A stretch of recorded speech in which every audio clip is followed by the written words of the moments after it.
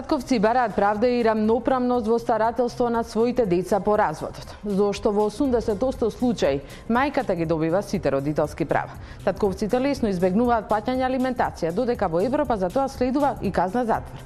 Децата средства за одмазда меѓу разведените родители, меѓутоа никој не ги прашува. Дали решение за завојуваните страни е заедничко старателство? Добро вечер во Топ тема на ваша страна. За овие дилеми ќе дебатираме со Игор Димовски, Сузана Симоновска, Славица Гајдадзис-Кнежевиќ и Душко Миновски. Почнуваме веднаш.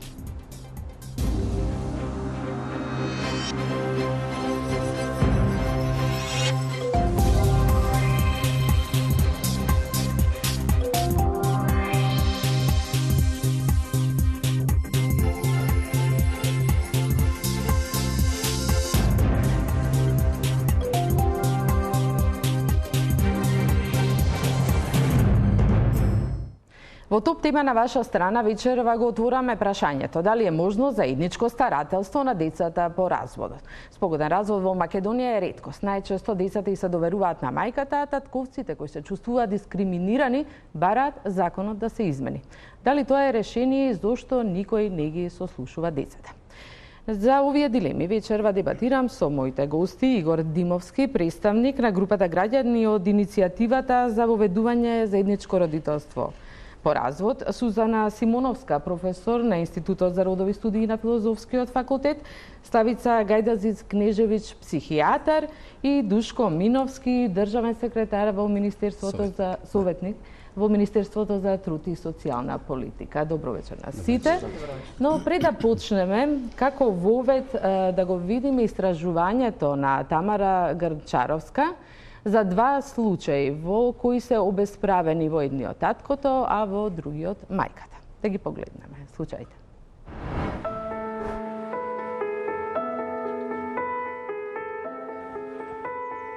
Два часа на секои 2 недели. Толку Љубе Гигоски од Скопје има право да биде со својот син по разводот од сопругата пред 1 година.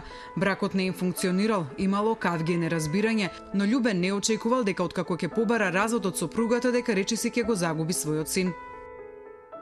Немам никаков приступ до своето дете таму. Значи се зависи од незината волја и од волјата на социјалниот работник. Само незината волја. Неговата сопруга лани исчезнала со детето една недела пред закажаниот термин за развод. Безуспешно се обидувал да ја пронајде. Се јавила сама последна недела, но Љубе првпат го видел својот син 2 месеци потоа.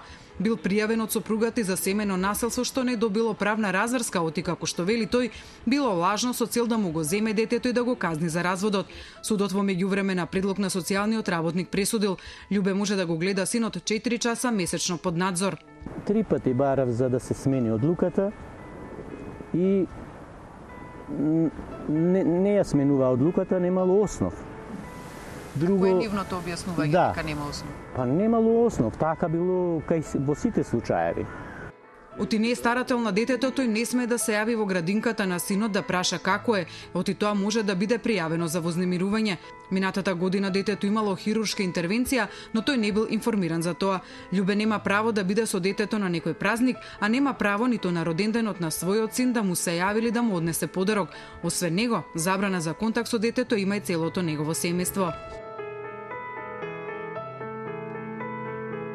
Дали тоа ве прашува тато каде си? А што да му одговорам? Прашува, кај си? Ќе дојдам кога ќе дозволат чичковците. Љубе во целата ситуација е разочаран од институциите, бидејќи како што вели, тие треба да се грижат за правата и интересот на децата. Па тие решаваат и мислам дека тие треба да поведат малку повеќе грижа за децата, да не добиваат трауми и стресови, како за децата, така и за родителите. Во меѓувреме Љубе ангажирал адвокат и успеал од идниот месец да добие дозвола да го гледа својот 5-годишен син 2 пати месечно, еднаш на 3 часа и еднаш на 30 часа.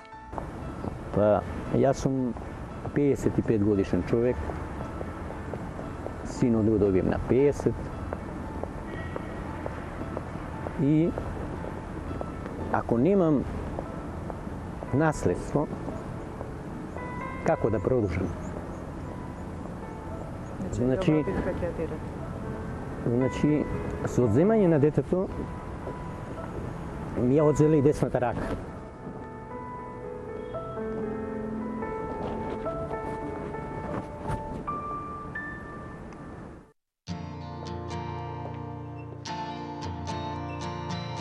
Приказната на Сузана Стојановска од Скопје е сосема спротивна на онаа на Љубе. Таа по 11 години заеднички живот со својот невенчан сопруг, со кого има 13 годишен син, од минатата година сама се грижи за детето откако тој ги напуштил. Таа вели дека ќе се бори за правата на своето дете за татковство на суд. Ете, едноставно не го признава, не сака во моментов да слушне за него. Он ја искористи ситуацијата, го знае нашиот систем каков е, сега бара прво ДНК, знаејќи ја и мојата финансиска ситуација, дека не можам тоа да се го дозволам, меѓутоа јас ти изнајдам начин да го направам тоа. Знаејќи ги судските лавиринти, колку сето тоа е споро, само ќе добие на време. Сузана вели дека синот кој има Даунов синдром бил многу приврзан за таткото и оти сега таа се труди да ја пополни празнината која тој ја оставил кај синот со заминувањето. Имаше револт, моменти на нервоза, поготоа па секој и влегува во пубертете веќе детето. Значи се осеќаат тие некои нервозни ситуации кај него. Таа истрена да ја истера работата преку институциите до крај, но вели дека тие не можат да му наложат на некого да си го сака сопственото дете. Да, некого можете да му дадете обврска да плаќа нешто, судски забрани или не знам што. Меѓутоа, моралната, не може да му наложи на некој да си го сака сопственото дете. Или да има грижа за сопственото дете. Тоа треба да го чувствува. Сепак таа иако се бори да му обезбеди татковство на своето дете, а со тоа исполнување на обврските од страна на таткото кон детето, како што издршката, вели дека таа е против тоа таткото да биде старател на детето. Треба да размислуваме со ладни глави. Значи, на едно дете секогаш му треба двајцата родители. Секогаш ќе има потреба и од оној другиот родител. Меѓутоа, не старателство и на двата родители подеднакво. Старателство е тој што се грижи за тебе. Психолозите го потврдуваат ставот на Сузана дека на детето му се потребни двата родители, но истовремено се децидни. Родителите треба најмногу да водат грижа за интересот и потребите на детето, како при разделувањето, така и потоа. Интерес на детето е да ги гледаат двајцата родители, заради тоа што имаат потреба од двајцата родители. Интерес на детето е да ја добиваат таа љубов и добиваат посветеност од двајцата родители и на тој начин најлесно го прифаќаат, нели? Ја прифаќаат разделбата. Но, за жал, од моје искуство, возрастните забораваат на децата кога се разведуваат многу често. При тоа Стефанова вели дека за жал често има ситуации кога дотогашните партнери наоѓаат начин и да манипулираат преку децата, не водејќи грижа за потребите на детето. Инаку разводот и разделбата од своите родители најтешко ја прифаќаат децата на предучилишна возраст и адолесцентите. Стефанова вели дека недостигот на едниот родител детето може да го манифестира на различни начини, преку бунтовност, тага, гнев, слабење на успехот во училиште, па дури и само обвинување за разделбата на родителите.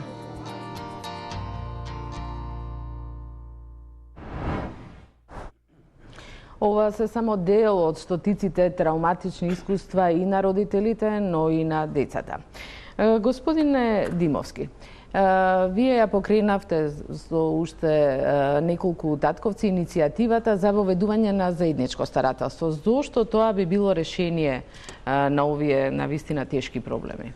Најпрво би сакал да ве демонтирам, не се работи, никако не треба да се доведеме во контекст да тоа дека ние ги застапуваме татковците или дека само татковци се тие што ја потегнале целата иницијатива. Меѓутоа во вашето здружение се главно татковци и така почнавте, не? Значи целата иницијатива од почеток е составена од неколку засегнати родители, независно од родовата припадност, и има процентуално соодветно како што се увати проблемите и мајки кои што се во слична ситуација како што се татковците што ги спомнувавте, затоа во иднина би потенцирал дека нема полова димензија проблемот. Проблемот има, ние се залагаме за равноправно родителство и во суштина не треба да го поставиме на таква основа самиот проблем, туку да го фокусираме интересот на детето. Значи, она што ние го застапуваме интерес на детето и тоа би бил најконцизниот одговор зошто тоа равноправно родителство е решение на сите проблеми. Но што е проблемот? Да видиме прво што е проблемот. Проблемот е што моментално како што е законот за семејство поставен и целиот систем на социјална заштита кој што го третира ова прашање е неконзистентен и нецелосен. Неконзистентен е затоа што декларативно ние имаме заложба дека родителите имаат еднакви права и одговорности, меѓутоа во многу практични ситуации имаме дискриминаторски однос, исклучително дискриминаторски однос, во кој што да речеме дали треба повеќе пример од тоа дека 33 часа неделно Љубе Гиговски го гледа своето дете. Значи дискриминацијата. Кој е дискриминиран? Детето пред се. Детето е тоа што е дискриминирано затоа што основно човеково право е детето има право на два родители. Тоа го штитат и конвенциите за човекови права и само не секогаш и по секоја цена. Се разбира. Ако збориме генерално за интересот на детето, се разбира дека не секогаш и не по секоја цена, меѓутоа генерален пристап родители, дека основно човеково право. Да, генерално би требало, да. Зборуваме за подобни родители, за родители кои што се борат да бидат со своето дете, а системот ги натерал во ситуација кога треба да се задоволни со 33 часа месечно. Освен таа дискриминација, значи целиот систем е поставен. Може само да дополнам во однос на дискриминацијата која спомнав највеќе дека само детето е дискриминирано. Апсолутно иницијативата што ја поддржуваме, да речеме, поаѓа од дискриминацијата на детето, затоа што нели тоа е во најдобар интерес на детето и детето има право да биде со двата родители подеднакво после разводот. Меѓутоа, јас како професорка од Институтот за родови студии морам да кажам дека во овој случај заедничкото родителство не подразбира само права на детето, ги подразбира и подеднаквите права на родителите да бидат подеднакво со децата и после разводот, како за време на бракот или во брачната заедница, така и после бракот. Во овој случај не е дискриминирано само детето, туку е дискриминиран оној родител во Македонија поради поголемиот процент на децата што се доделува на мајките, особено ако станува збор за малолетни деца, тука се дискриминирани татковците. Другата страна и оние мајки на кои што децата не им се доделени. Секогаш другиот родител е ставен во понеповолна положба од оној родител на кој што му се доделува старателството. Ја нема истата силина и со право може да кажеме дека е дискриминиран. Генерално тоа е поентата дека системот е така поставен кај нас што при разделба на родителите победникот добива се. Тие се ставени, самиот систем ги става во ситуација на конфликт во кој што тие се борат за кој ќе го добие на како е правното право на детето ќе живее, тој ќе се грижи за и така натаму и така натаму. Значи примарен родител или родител од прв ред и оној што го изгубил спорот губи се и родител во втор ред, како примерот што го видовме да не може да дојде до. Како објаснувате што уште обстојува тоа решение дека мајката е таа која и се доверува деца? 80% од случаите е мајката. Јас пак ќе нагласам, значи не би го поставал тоа како клучен проблем. Меѓутоа факт е дека во Македонија е тоа и има една интересен податок кој што јас морам да кажам дека тек треба да се проверува, но во многу случаи имаме ситуација да во православните заедници, односно во македонските семејства, да кажам, ако можеме така да кажеме, децата се доделуваат на мајката, додека пак во муслиманските средини децата и во ромските средини децата почесто се доделуваат на татковците. И јас мислам дека во сето тоа како се доделуваат има што се за мене прилично чудни решенија, има доста традицијата влијание, заради тоа што некако се уште размислуваме традиционално дека мајките се тие кои повеќе се грижат за децата, повеќе знаат и умеат околу децата, што во пракса не е така и за среќа се повеќе гледаме мажи кои што се еднакво присутни во животот на своите деца и еднакво се вешти во грижата за децата. И од друга страна, на тоа освен традицијата, јас би рекла кумуваат и личните ставови на луѓето и некакви убедувања кои што немаат никаква научна и професионална подкрепа, бидејќи на сите прашања во моите контакти со професионалните лица како доаѓаат на идеја дека тоа така да се, просто добиваме како онаа шега така треба. Знаете, тоа е праксата. Така да нема некоја издржана. Да, професорке Симоновска, вие доаѓате, како што рековме, во Институтот за родови студии. Жената, доколку ја спомнавте традицијата, како да и наметнува улогата дека таа е должна и одговорна и се наметнуваат врските, не само што и се доверуваат децата во најголем број случаи, меѓутоа дали и таа е дискриминирана? Не зборувам за оние 20% на кои не се доверуваат. Тоа се модели на однесување кои што се пренесуваат генерацијски. Убедувањето дека мајките, нели, поради раѓањето и доењето од еден биолошки факт кој што не можеме да го оспориме, се изведуваат низа тврдења и аргументи на кои што потоа поради тоа и во најголем процент децата им се доделуваат на мајките. Дека жените можат, како што го кажа веќе Силвана, дека може подобро да се грижат за децата и за останатите членови во семејството, и што за жал и самите жени го прифаќаат како природно и нешто сосема нормално, што јас често повторувам дека тоа не е ниту природно, ниту нормално, туку дека станува збор за едно стереотипно сваќање кое што се гради врз основа на таквите разлики помеѓу половите. И сега што се случува? Биологијата е тука многу чиста.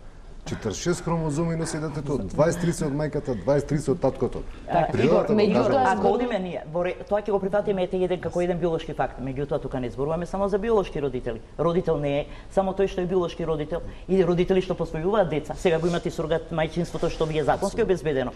Родител е тој што се грижи за децата. А грижата за децата е нешто што се учи во текот на животот. Ние не се раѓаме учени, жените не се раѓаат учени. Како да ги гледаат, како да ги ранат децата, тоа се луѓе кои што се учат.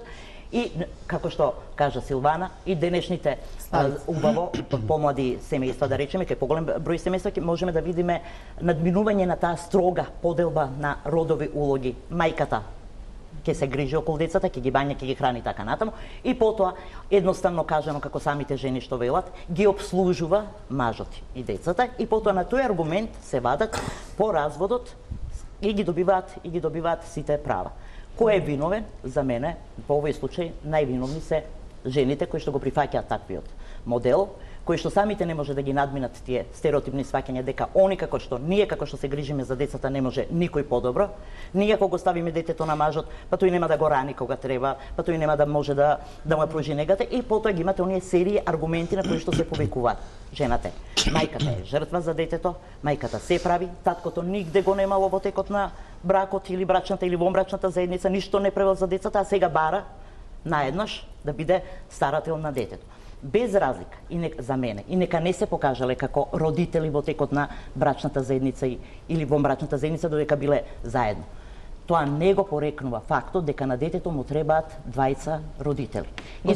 И дека не може да докажуваме кој е сега поголем родител. Само што да кажам, и бидејќи сакам да се вклучи, и како ќе избериме ние чија љубов е поголема. И фактот, факт не е факт, него аргумент на кој што се повикуваат. На детето првенствено му е потребна мајчинската љубов, што значи дека татковската љубов е надомеслива. Ова е нешто што не може да се замени. Повторно, стереотип, и над сето тоа ви велам низа аргументи повикани на биолошки предиспозиции кои де факто ќе си останат и треба да си останат, ама тоа не се аргументи за доделување на старателство. Освен стереотипите, како што можевме да слушнеме и од прилогот, Љубе чекал со месеци да центрите за социјална работа да одлучуваат. Сите проблеми се лоцираат токму во овие центри кои зошто имаат толку широки овластувања. Тие одлучуваат за старателството, тие одлучуваат за поплаките, тие одлучуваат субјективно. Не мора да значи. Зашто треба да одлучуваат? Затоа што вака малце се разводени работава во целава ситуација. Благодарам што конечно добив малце простор, нема врска, не се бориме за рейтинг и така натаму, меѓутоа јас мислам дека не е тоа најрелевантно, јас ќе го кажам, меѓутоа нека цена гледачите. Меѓутоа имам работено баш непосредно во Центар социјална работа, 10 години бев раководител на службата за брак и семејство и можам да кажам дека стотици истории животни сум поминал преку мене. И самиот сум се учил преку тие стотици истории и самиот сум се трудел, на почетокот сум се проектирал во некои состојби каде што сум видел маж кој има забелешки неговата партнерка, а јас исто така се случува да се однесувам јас дома, па сум се менувал. Среќа што е тоа така, иначе може да не се менувате. И затоа е многу важно да работат луѓе кои што се врвни професионалци, меѓутоа мора да имаат во себе, да имаат потребната духовност, да имаат потребната професионалност, да не се проектираат во слични ситуации и условно кажано не сме имуни на врски и врскици, а сепак стигаат гласовите. Се работи за дете, нешто неприкосновено. Тоа не може да ангажира адвокат, зашто е многу малецко. И тоа е врвот и сите први родителите, безусловно, тие се најдобрите психијатри и дефинитивно сум убеден и од оние што се со пониското образование, со пониско социјал-културно ниво и така натаму, до оние што се врв, што не е гаранција дека тие што се магистри и доктори на науки и така натаму се многу подобри родители, тама работа, нема врска. Значи се е во генезата колку сте примиле вие во своето семејство љубов од тато и од мама И колку знаете дека по тој закон на природа, значи не е пишан, ама е закон на природа дека мајчината нежност дадена од Господа, доењето, носењето во себе си има своја врска. Господи Гадази тоа сигурно многу подобро ќе го објасни, и дека тие неколку години примарно детето е врзано за мајката, освен ако е исклучителна ситуацијата. Меѓутоа тука адекватно се наметнува и татковата сигурна рака. Значи, ние сме различни, не може детето да каже кога се определува во Центар за социјална работа кого повеќе сакаш, некој колега може и така кажува и тој би требало да биде избркан од работа. Таму се кажува на кое развојно ниво е тоа детенце. Дали е машко, дали е девојченце, дали му смет, дали е... Да, меѓутоа критериумите се напишани во законот, значи, и ништо не е променето со години за одредување на старателство. Има, да. Бара простор да докажам, не можам се најнешто да разбира, зошто не се променети, зошто вие ситуација статус нема проблем тука. Знаете, иницијатива од граѓанска. Не е ни прва ни последна. Сега ќе се јават мајките, па ќе се јават можеби да кажеме и имаме трансродови ситуации, што правиме сега, и тие барат посвојување така натаму, зашто да не човечки битија. Значи се менува светот во свет. Меѓутоа, не можеме да го апстрахираме општествениот контекст во кој што се наоѓаме. Ние не сме Шведска, не сме Швейцарија, има други односи. Не е Русија овде, Балкан е. И како тоа да го абстрахираме најнаше, се знаело како било. Значи, без секоја чест на родовите студии, кои што не подигнува свесноста и улогата на жената и на мажот во изедначување и така натаму, ве молам, ќе имате прилика да кажете, нели? Ако вака брзам, ја нема да може да се докажам. Значи, поентата е во тоа дека станува збор за детенце или дечиња. Сите ние збориме, први родителите, најголем интерес и кои ќе дојдат во службите, иначе си имаме систем, имаме закон, имаме правилници, се е уредено. Проблемот е во тоа што доаѓаат родителите во таа ситуација, бидејќи може да се модифицира законот, да се поправи во некој дел, ќе го кажеме после што и како е, да партнерите успеа да ги надменат своите нарушени партнерски односи. Они многу брзо за 3 месеци добиваат, значи од Центар за социјална работа, судот иницирана постапка за тужба за развод на брак, 3 месеци мировна постапка, се враќа назад, таа мировна постапка неуспешно е завршена, уствари детето се разведуваат партнерите. Да, но после тоа центрите се навистина бавни, тоа не се бавни, не се сложувам. Пред се родителите, значи ја не можам да го абстрахирам моментот на родителите. Они се неприкосновени во центрите за социјална. Ако они дојдат, не само с погоден предлог за развод на брак, и кажат на првата средба, знаете што, ретки се нејадници случаеви сме имале социјално и емоционално зрели личности кои ќе дојдат и речат, знаете што, поминавме пекол, знаеме што е, се разведуваме, да, децата ќе се доверат кај мајката, кај таткото, станото че 100 квадрати ќе го поделиме, 40 квадрати има тој родител што нема, значи ги решава сите проблеми, ние само сме неми посматрачи и само го запишуваме тоа и го протектираме. Ама ние не зборуваме за тие кои што имаат капацитет тоа да го направат. Ние зборуваме за она огромна бројка која што нема капацитет тоа да го направи. А каде е проблемот? Во самите родители пресе. Тоа се, значи ние зборуваме за онаа категорија на родители, а ги имаме како што вие рековте и јадници кои што немаат капацитет ниту емоционален, ниту психолошки, ниту за да ги надминат тие сите, и тука институциите треба да помогнат. Ако институциите помагаат од старт, кумувајќи на дисбаланс во моќта со еднородителското старателство, значи кога законот дефинира дека едниот родител станува старател, автоматски покажува дека тој ја добива моќта. Значи, и кога ќе ја добие моќта тој, вие правите веднаш дискриминација на другиот родител. За реконструктивност во муабетот. Значи, законот само предвидува, правна форма е тоа, каде ќе се доверат. Меѓутоа, најмалци има врска дека такото право губитник или победник во целава ситуација. Напротив. Значи, ако е тоа така, како е тоа, се извинувам, ако е тоа така, зашто onda имаме проблем тогаш да го промениме законот? Не можам да ја пратам вајцата. Не, јас се извинувам, ако е тоа така како што викате, фантастично. Ако е така, како ви онда проблемот? Тогаш го менуваме законот, нема еднородителство, имаме споделено родителство. Заради тоа што имаме мал обсек, значи тука во тој дел, ја ти после ќе кажам што прави министерството во овој дел, и така натаму веќе сериозно се нафаќаме на сите иницијативи, не само на оваа иницијатива. Значи проблемот е тоа дека имаме мал простор да индивидуално и партнерски се работи на партнерскиот однос, каде што би можело на крај да дојде и она што значи родителска одговорност и компетенција. Значи да заборавиме дека имаат право и обврски, имаат одговорност. Најмалку е важно каде ќе биде доверено детето. Ако родителите се надменат себе си, како е важно? Се надменат себе си и они значи нема центарот внимание, дозволете, нема центарот по голема врска ако вие дојдете како партнери и кажете да, во рете се разведуваме, децата таму, имаме ритам на видување. Центарот симно е на огром. Димовски, за тоа сакам да ве прашам, како ќе ги натерате тие родители да истото, дали како ќе ги натерате двајцата родители кои не се развеле спогодбено, кои имаат проблеми, да седнат и да се договорат за идничко со промена на старателство. закон. Меѓутоа, ако зборуваме за субјективност и чувствителност на луѓето кои што работат во проблематиката и треба да ги решават проблемите. Човечки битија се, може да има тако нешто, не е во ред. Сега дозволете ми. Ајде, да. Значи, дали можете да замислите да пробате 3 месеци да не си го видите внучето да ви биде забрането? И велите дека 3 месеци брза постапка ние брзо ги решаваме работите. Значи 3 месеци невидување на сопственото дете е пекол.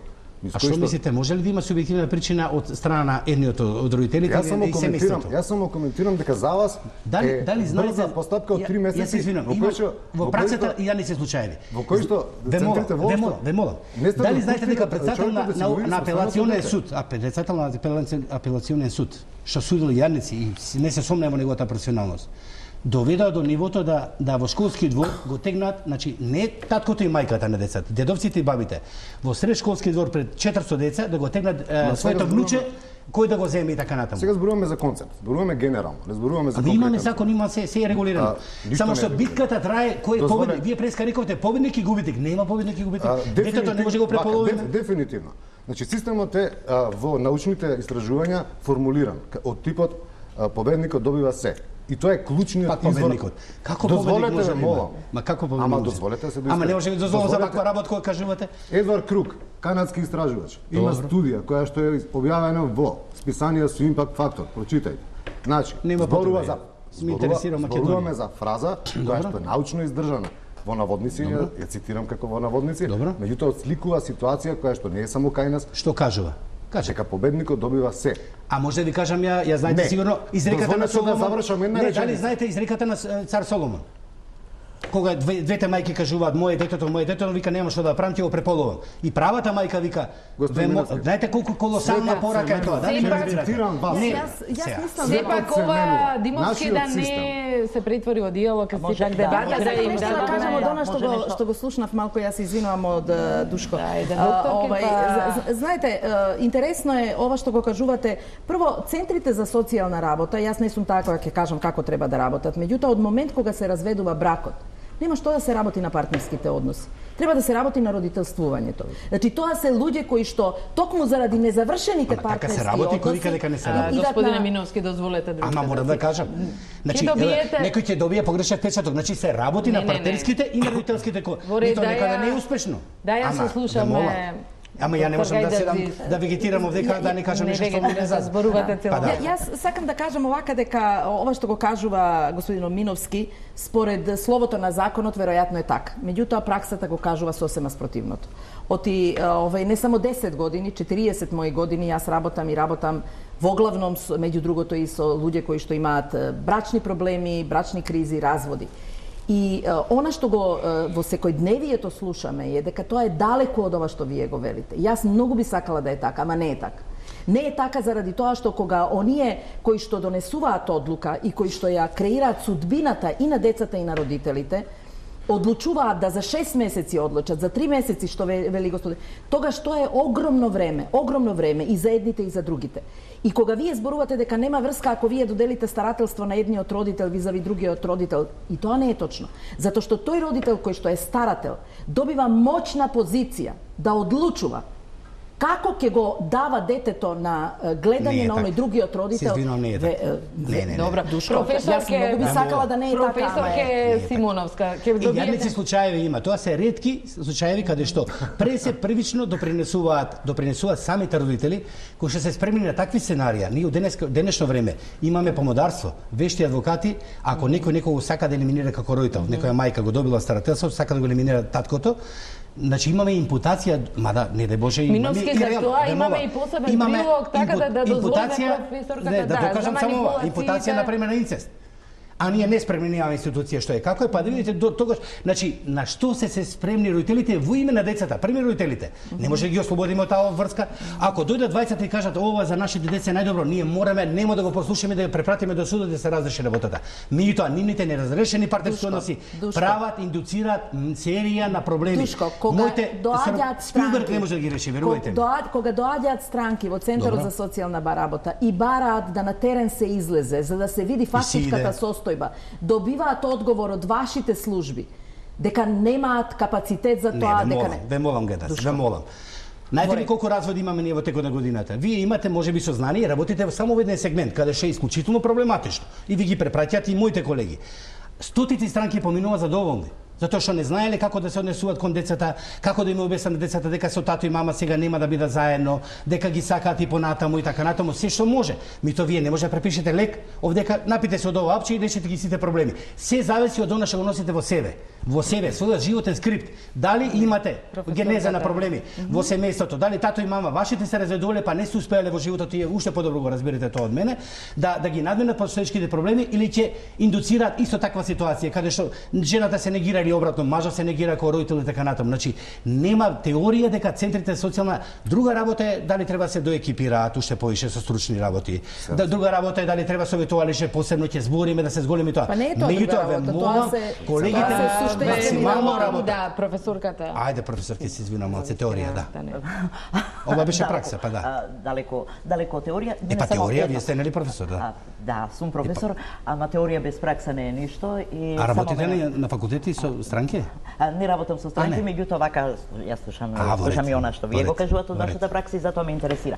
Вие апсолутно не негирам улогата што имаат социјалните работници и сметам дека таму работат врвни професионалци и дека ќе имаат улогата што треба. Не се сите, него повеќето, да.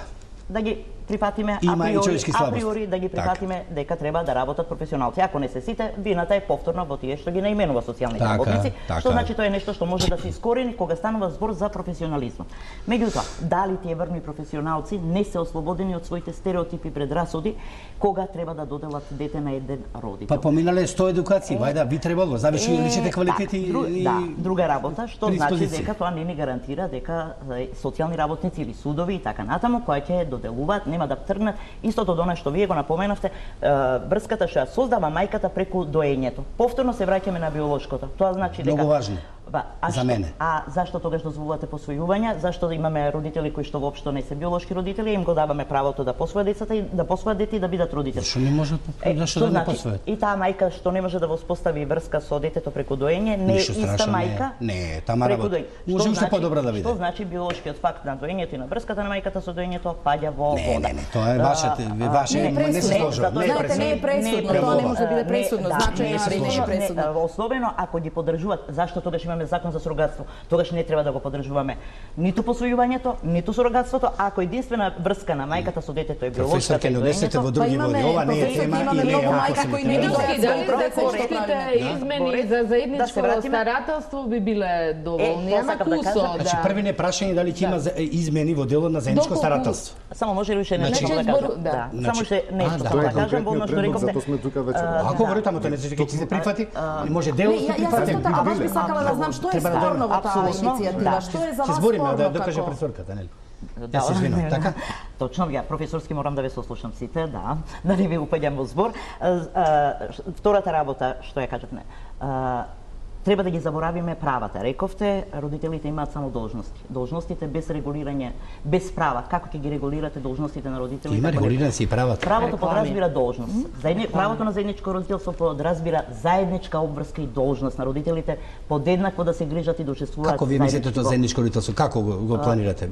Како го замислувате? Ако она што рековте вие, што 15 дена со торбичето кај мама, па 15 кај тато или како? Јас тука морам да прекинам да направиме една куса пауза за реклами. Навистина се вжештува дебатата, многу прашања остануваат. Пред се да го објасниме заедничкото старателство и што тоа значи. Следуваат реклами.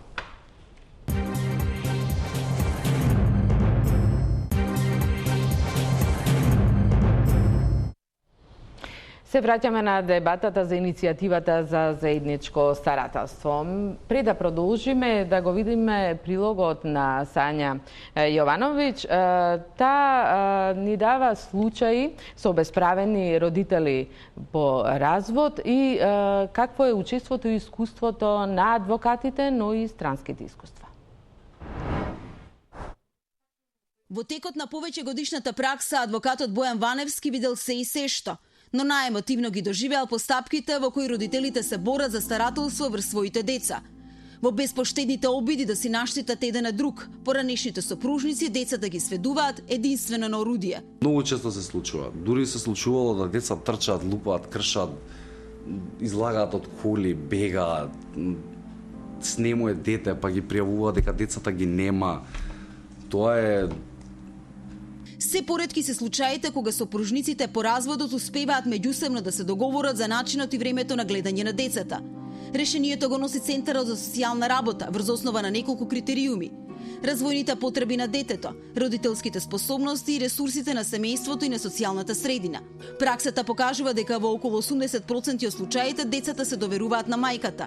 Борбата меѓу поранешните сопружници тогаш станува уште поотворена. Дел од татковците бараат повеќе време од она што е доделено, а некои од мајките прават се за да не им ги дадат децата, дури и во деновите кои што им се одредени. Доаѓа таткото, го чека детето, меѓутоа мајката не му отвара врата едноставно. И они се дојкуваат преку врата, тоа трае некој си половина час, се повикува полиција, излегуваат нормално сите комши да видат дошло полициско комбе, дошле полицајци.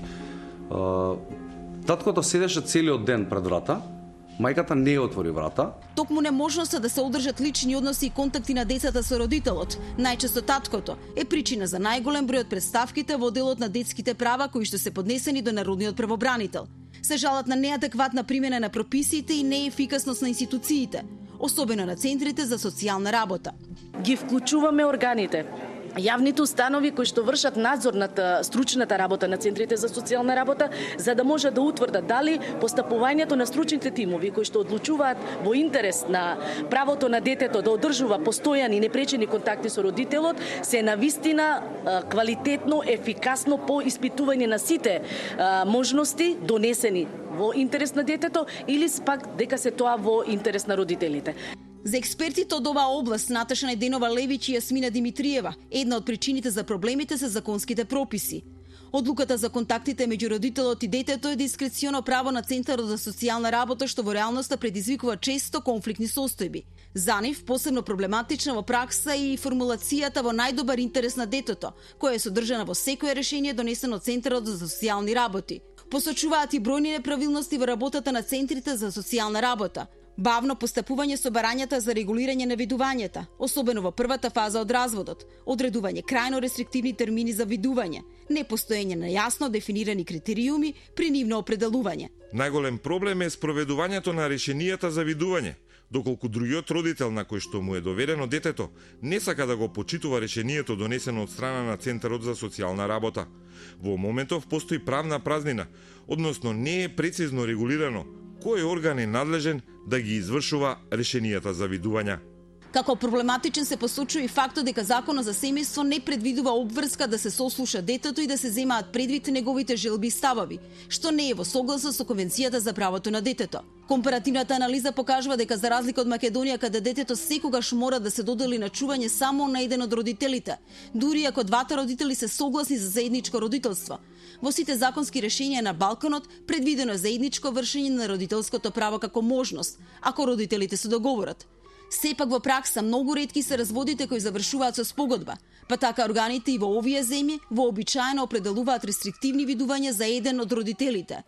Се е поинаку во земјите од Западна Европа, каде дури и ако родителите не постигнат спогодба, органите водат сметка родителот кај кого детето не е доверено да поминува значено време со него. Тоа подразбира заедничко носење на сите одлуки, но и настојување видувањата да се остварат по принципот 50-50. Родителот кој ги спречува видувањата се соочува со казни, парично во Шведска или дури и со затвор во Романија и Бугарија. Тоа беше анализата на Сања Јовановиќ Дамјановска. Господјо Гајдадис Кнежевиќ, вие работите и со деца кои најчесто се жртви, дури се средство за одмазда меѓу родителите, тие често манипулираат за да го казнат другиот родител. Какви се последиците за децата? И децата никој не ги прашува всушност каде би сакале. Понекогаш се прашани и понекогаш се зима и во предвид и детската желба, меѓутоа во најголем број случаи одлуките ги донесуваат родителите. со помошта на институциите кои што ни стојат како можност. Она што навистина се случува, имате право, децата се често пати жртви во таа взаемна битка за моќ која што родителите се обидуваат да ја воспостават, па така имаме приказни за индоктринирани деца, па така имаме приказни за фаворизирани и дискриминирани деца, па така имаме приказни за деца кои се продолжена рака на едниот родител и имаат задача да го информираат за се она што се случува со другиот родител и обратно. И практично родителите отвараат пат да и самите бидат манипулирани, затоа што децата тоа што ги учиме, тоа и ќе го научат. Она што се случува во текот на разводот, и мислам дека е важно да го знаеме тоа, иако се тврди дека децата страдаат многу заради разводот на бракот на нивните родители, сепак кога родителите имаат капацитет да го изнесат разводот и да заеднички учествуваат во родителствувањето, децата релативно брзо ја надминуваат таа огромна загуба која што се случува. Она што за жал кај голем број процент се случува, тоа е дека продолжува борбата и децата во таквите ситуации најчесто се поларизираат на два екстрема. На едната страна се тие деца кои што ќе се повлечат во себе, ќе страдаат и тагуваат и секако бројните загуби кои им се случуваат ќе им тежнеат. И на другата страна се оние кои што тоа ќе го покажуваат кон надвора. Тоа значи дека ќе станат во своето однесување ќе покажат промени, во училишните обврски ќе покажуваат промени кои што ќе станат видливи за околината. И едните и другите имаат потреба од помош и на едните и другите треба да им се помогне и она што е интересно е дека во тој момент родителите се толку засегнати со својата приказна да не успеваат да ја видат тагата и страдањето на своите деца за да може да им помогнат и затоа е неопходно постоење на институции кои што ќе се бават со таа. Господине Димовски, велите заедничкото старателство за кое прво треба двата родители да седнат на маса и да се договорат, дали со помош на институциите, најверојатно со помош на институциите. Меѓутоа, од овие случаи во светот, често пати овие деца се нарекуваат деца куфери. Нели одат половина година живеат со едниот, половина година или еден месец со едниот, еден месец со другиот родител. Како тоа ќе го надминете или мислите дека е тоа подобро отколку кога се има позитивна енергија, позитивен пристап, има многу модели за решавање. Значи, граѓанската иницијатива за рамноправно и одговорно родителство пред се тргнува од презумпција за еднаква родителска одговорност. Клучното е еднаквата родителска одговорност. Значи, се работи за, склучнахме бројките, вашите бројки на почетокот. Илјадници деца годишно, помножете го тоа со 10 или 15 години наназад. Помножете го тоа со родителите од втор ред, кои што имаат исклучително ограничен пристап до своите деца, не можат да влијат во воспитувањето, во остварување на елементарен контакт, значи да остваруваат рутински активности со своите деца за да влијаат врз нивниот развој. Вклучете ги нивните пошироки семејства, значи баби, дедовци, тетки и така натаму. Доаѓаме до бројка од 100.000 луѓе кои што се незадоволни. И не треба никој лично да го сваќа се тоа, едноставно системот е така поставен, не е само кај нас проблемот. Едноставно секаде во светот имаме тенденција во која што светот се менува. Мислите дека доколку законот се измени и се воведе заедничкото старателство ќе се решат поголемите? Преку ноќ ништо нема да се реши, тоа ни е јасно. Меѓутоа погледнете еден само пример. Во Белгија, например, освен измена на законот, што друго би требало? Кратко и јасно ќе кажам што точно предлагаме, само како воведна реченица. Во Белгија примерот, во 90-тите години кога е воведено заедничкото родителство, само колку беа момент, значи 9% биле во 1990 година, сега се до 30%. Значи тенденцијата оди нагоре. Во рокот колку имаме 25-6 години, значи ништо нема преку ноќ да се смени, меѓутоа кај нас е ситуацијата, ние немаме опција за заедничко родителство. Ние имаме ситуација родители кои што се договориле, не може тоа да се парафира, не е законски, во законот не е предвидено. Значи целиот систем, тргнувајќи пред се од законот за семејство, треба да претрпи темелна реформа. Едноставно мора да има промени. Клучните три промени би биле, само кратко, воведување на одредба за заедничко извршување на родителските обврски и по развод. Второ, воведување на минимум за гарантирано време, кое детето ќе го поминува со родителот кај кого не живее постојано. Ова одредба е особено битна кога родителите не живеат на исто место и во сите целата лепеза на примери што беа спомнати.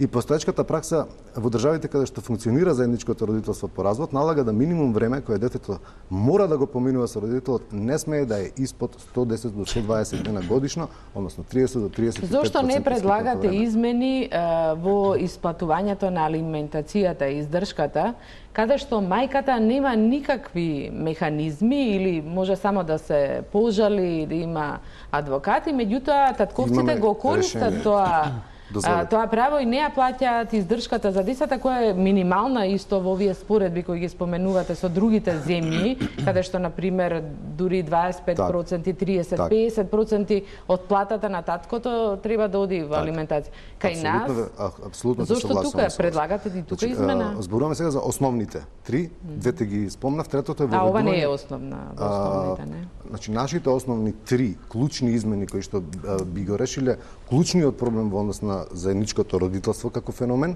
кој што е тенденција секаде во светот, буквално секаде освен во Македонија. Значи, третото е воведување на еднакви интервали на видување секогаш кога тоа е можно по принципот 50-50. Останатите широка лепеза, ние стекнавме со тек на развој на самата иницијатива. Граѓанската иницијатива е специфична и можда едно од најдобрите примери во Македонија како се шири и зборуваме, не зборуваме само за конкретна промена на закон како текст, па нека го имплементира државата. Значи, ние во последнава година, ако ги гледате нашите активности, кои што кулминира во вторникот на 21 со втората национална конференција, имаме консултирано, ангажирано и прилично стручни Да, верувам дека со стручњаци се работи, бидејќи да иницијативата... И само што да одговорам за алиментацијата, значи, конкретно алиментацијата престанува да биде дел од проблемот.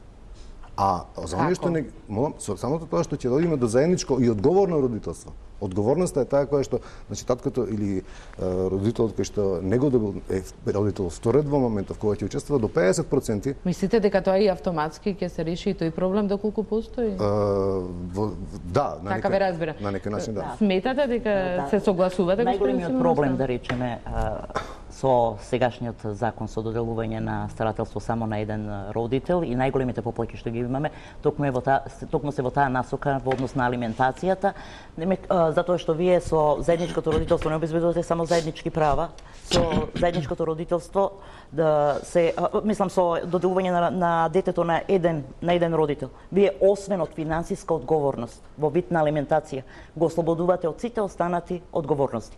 А дали таа алиментација е доволна, на што најмногу се жалат, за грижа на децата, да ги покрие сите трошкови, а да не зборуваме за дополнителни трошкови околу распусти, одмори, не де Боже, боледување и така натаму, останува на добра волја на родителот, кој што не е старател, колку и како ќе учествува во детето. Една од идеите на заедничкото родителство, тоа колку што се моите сознанија, е заедничкото родителство подразбира да и после разводот не се грижата и финансиската грижа, да се поделат и да се споделат со договор, да речеме, на детето му требаат и книги, му треба и облека и така, каде што и двајцата родители заеднички ќе учествуваат и финансиски. Освен гледањето на децата кој е проблем, овој дел некако не се споменува дури и за тоа. Ова е проблем. А тоа е најголем. Во текстот, ако го читате, ќе видите дека таму и како се води грижа за тоа да учествуваат заедно во одлуките. Господине Миновски, вие се согласувате дека само со законски измени или со воведување на заедничко старателство ќе се решат многу од проблемите? Јас само се чудам дека може таков еден суптилен однос и таков прекрасен однос меѓу родител и дете да се сведува на ограничување, на минимум видувања, на поделби во децимали, на плаќање и така натаму. Затоа што тоа е практично невозможно. Толку е многу, секој дете е своја индивидуа, сите родители се посебни индивидуи и така натаму, да не можете да имате заеднички терк. Меѓутоа социјалните работници се водат според законот, децималите, бројките. Така, нема децимали бројки, него премалце во прилогот се спомна дека, например, немало сослушување на деца. Како може да нема? На колкава возраст треба да се на година на две, доека се прашувате? бебења. Меѓутоа, чим родителите, и покрај тоа што се они најдобрите психолози, психијатри и така натаму, социјални работници, знаат што е најдобро, ама оптеретени со својот скрипт, со своето сценарио, Спилберг доаѓа, работи во тоа како да и нашетам и како да има нашетам, на мажот или на жената, и во име на децата збориме сите, тогаш Центарот за социјална веќе дечиња од 5-6 годинки ги вклучува, пошто имаме едуцирани психолози кои што знаат да работат, го сега да знае. Дали е тоа проекција во 6 лики, дали е тоа цртеж на ова, на тоа, разговори, така натаму, каде што не се прашува сигурно онака бегло кого повеќе сакаш, тато или мама. Тато се сака на свој начин, мама се сака на свој начин. Различни се улогите. Меѓутоа, тие деца се или машко или женско. Имаат развоен период, имаат период на идентификација, дали е тоа пубертет, дали е предпубертетска фаза, адолесценти и така натаму. Се е тоа толку различно и не може да го скоцкате во правило и пропис. Според вас, што би било решение, ако не да сте ми живи и здрави, благодарам. Значи, закони, ние устав ќе сменуваме, гледате како почна работава, а не за закони. Никој не вика дека закон за семејство. Сега немојте да. Не, така како флоскула го потребно, нема врска. Па не морате да. Ајде, че не морам, добро, тоа ми беше идејата, не можам да не го кажам. Значи, ни законот за семејство не е еднаш донесен за 100 години. Ние гледаме, фала Богу, не сме имуни на ситуациите што ни се случуваат. Имаме задача како земја што ги хармонизира своето законодавство со Европската унија, да ги следиме пред се примерите на блиските наши земји во окружувањето кои се членки на Европската унија. Словенија, Хрватска, Бугарија и така натаму. И ги следиме и пошироко. Хрватскиот модел е извореден. Ние сега имаме малце една обратна пропорционалност. Ја морам да ви кажеме како Министерство за труд и социјална политика. Веќе во јуни месец минатата година веќе на база на една иницијатива, друга иницијатива и така натаму мора да респектираме. Тоа се група на граѓани и така натаму, без оглед на личните ставови, сега збориме за она што се случува. Дека веќе правиме експост еволуација на законот за семејство, во кој што се вклучени сите релевантни институции. Покрај нас, Заводот за социјални дејности, Завод за ментално здравје, детска психијатрија, психијатрија, клинички центар, невладини организации, здруженија, господата што поднели така натаму, сите, значи сме дојдени, значи на расправи стручни. Споменавте Хрватска. Да. Во Хрватска, има заедничко старателство, исто така неплаќањето на алиментација се казнува со, како што видовме во прилогот, со затворска казна до 3 години. Имаме земји каде што извршителите имаат право веднаш да повлечат. Зошто ништо такво сиве овие години не е покренато независно од политичката ситуација што е спомнали? Тоа е сплетено многу одредени околности. Зошто вие како се повикувате на вашето сопствено искуство, на работата на центрите за социјална работа, сиве овие проблеми сте ги гледале, преживувале, доживувале, меѓутоа не сте покренале никаква измена во законите. Добро, за тако нешто треба да има соодветно време. Ние живееме во малце... Зошто не поттекнала од центрите за социјална работа? Ке може да кажам, да. Живееме, за жал, ми ќе подолг период во еден општествено, да не кажам, негативен контекст. Имаме сериозни проблеми кои има своја рефлексија врз секој семејство, врз секој поединец, од најмало до највозрасен. Сето тоа помалце ве спутува. Меѓутоа ние веќе анализите покажуваат и дека имаме сериозни проблеми во одредени делови, што би значило тоа, на кратко би кажал.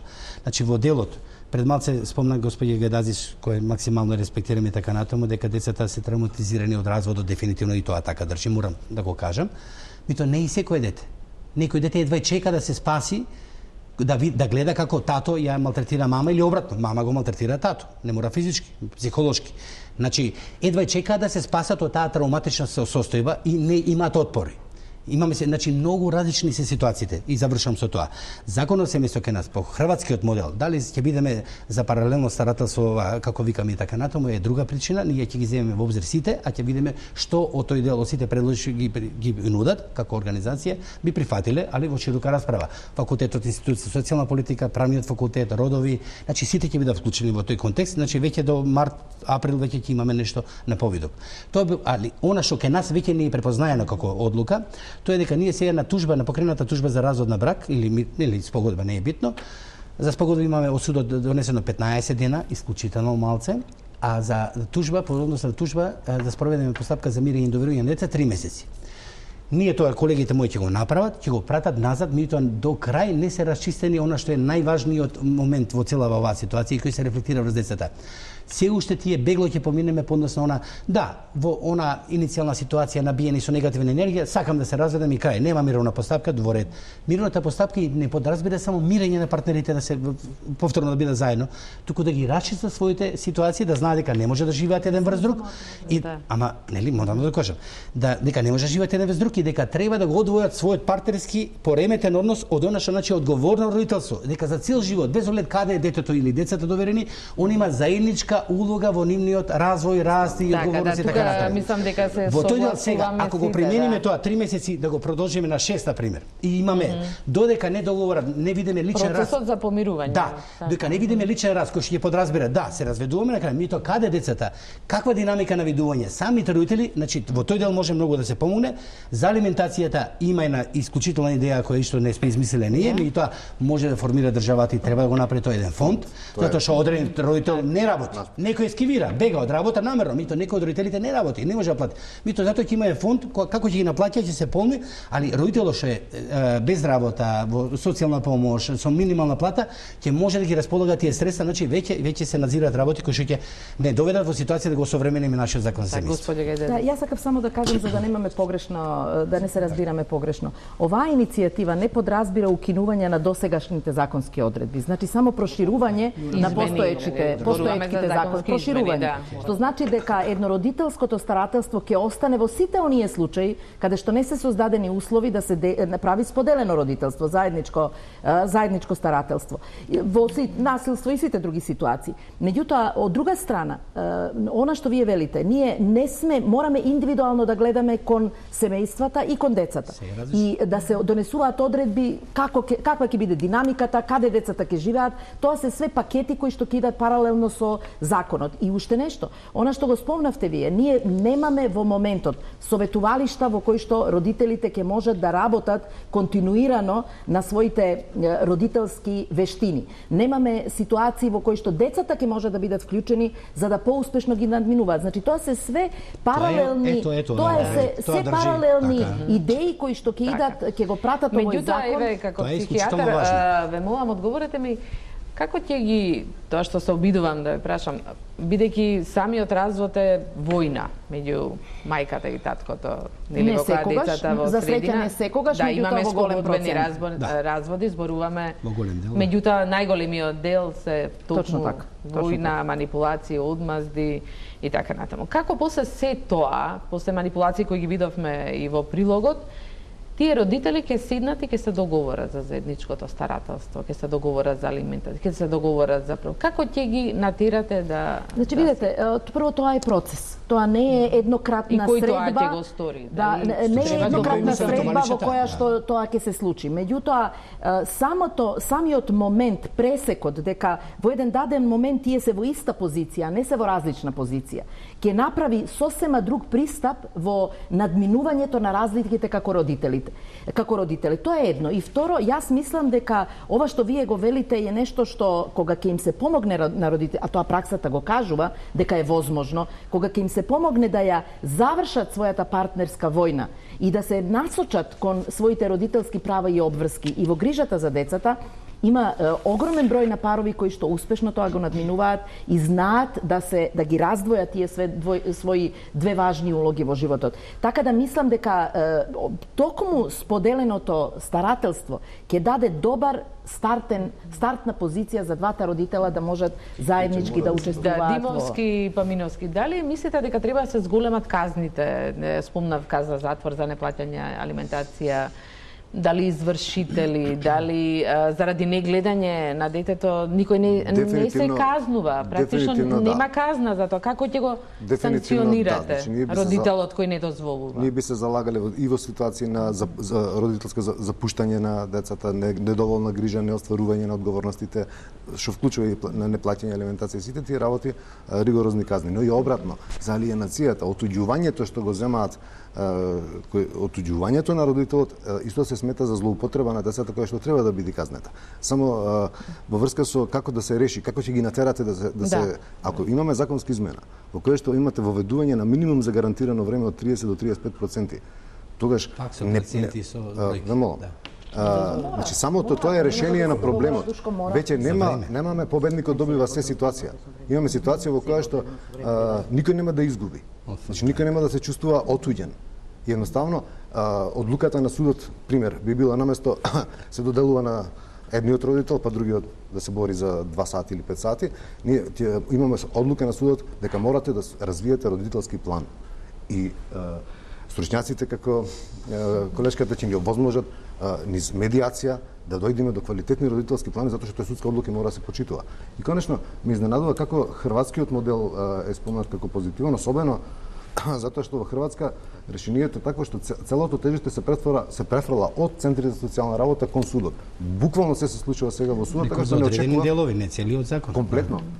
Сите и вие се согласувате дека судот треба да има. Судот ќе треба само правиме губење на време. Ќе треба да се мобилизира со стручни кадри од овој тип. Не може судијата да иде да врши медиација, партнерски односи да ние покажуваме респект кон центрите за социјална работа и јасно е дека нашиве предлози ќе предизвикаат потреба да се доекипира, да се помогне на тие центри и така натаму и така натаму. Наспротив хрватскиот модел кој што предвидува тотално исклучување на центрите за социјална работа. Не збориме за целиот закон, за позитивните нешта што ги кажа. Медази си има право кој вика советувалиште не треба да се оформуваат. Ние соработуваме со Хрватското здружение за равноправно родителство и нивните искуства после година и пол после имплементацијата на законските измени не е баш добра. Така што Хрватска мислам дека не е баш со најсоодветен модел кој што би го копирале. Како ќе кажете вие? Имаме ситуација што не го предвидовме ова, да. Значи не сите родители заслужуваат да бидат родители први, затоа што не се случуваат и гледаме. Имате мајки и татковци кои што ги терат на питачење, ги терат на сексуално заставување, заработуваат на нив. Имаме детски труд кој што никој не го спомнува по истокот и по не знам кај што имаме работа на ниви и така натаму, 10 години работа, товарат гајби, копаат и 300 чуда. Значи не секој родител заслужува. Меѓутоа тоа подразбира дека најверојатно во новите измени треба да воведеме школа за родителство. Значи да им префрлиме вешо, пред да ги научиме, зашто генерално никој не е крив. Ни тој што прави инцест, генерал кој ќе направите генеза на случајот, затоа не го осудува смрт, што најчесто би посакале сите, на другото како може невино дете свое да го заставуваш, меѓутоа кога ќе се направи генеза, судијата вика чекајте, па тоа дете исто така било заставувано, па исто така не е разрешено пошто не работел никој со него и така натаму и го проектира се тоа. За жал. Значи станува збор дека кога би дошле во една ваква ситуација кога родителите хронично не може да се договорат месец, 3-6 месеци, тогаш може да се понуди алтернатива, да речеме доверување на дете на трето, дедо, баба од него или институција, па да видиме како би било. Ризик е неедноставно, ама во име на децата понекогаш верувајте ми, не секој родител е родител. Предлагам уште еден блок реклами и ќе завршиме дебатата.